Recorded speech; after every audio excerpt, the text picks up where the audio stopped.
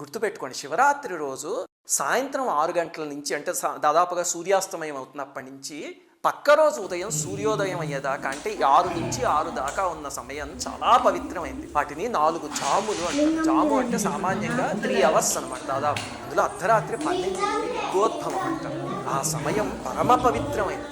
కానీ మీకు కుదిరితే లింగోద్భవం దాకా లేచుండి ఆ సమయానికి అభిషేకం చేయడానికి ప్రయత్నించండి. కొంచెం అభిషేకం చేసిన 5 నిమిషాలు చేసినా సరే అపారమైన ఫలితం. అలాగే ఎన్నిసార్లు చేయాలండి అభిషేకము అంటే సామాన్యంగా ఏకాదశ రుద్రులు అంటారు పరమేశ్వరుడు యొక్క 11 స్వరూపాలు. అందుకని 11 సార్లు అభిషేకం చేస్తారు. ప్రతి జాము మొదలయ్యేటప్పుడు చేయడం మొదలు పెడితే అంటే 6 గంటలకు కొన్నిసార్లు, 9ంటికి కొన్నిసార్లు, 12 గంటలకు కొన్నిసార్లు, అలాగా మీకు ఒక 11 సార్లు చేసేయడం పెద్ద కష్టమేం కాదు. 11 సార్లు చేయడం కుదరలేదు అనుకోండి, 5 సార్లు చేయండి. పరమేశ్వరుడు పంచముఖుడు కదా, అది కుదరకపోతే 3 సార్లు, లేకపోతే భక్తితో ఒక్కసారి చేసినా చాలు. ఇక్కడి నుంచి చేయగలిగితే తప్పకుండా పలుకుతాయి.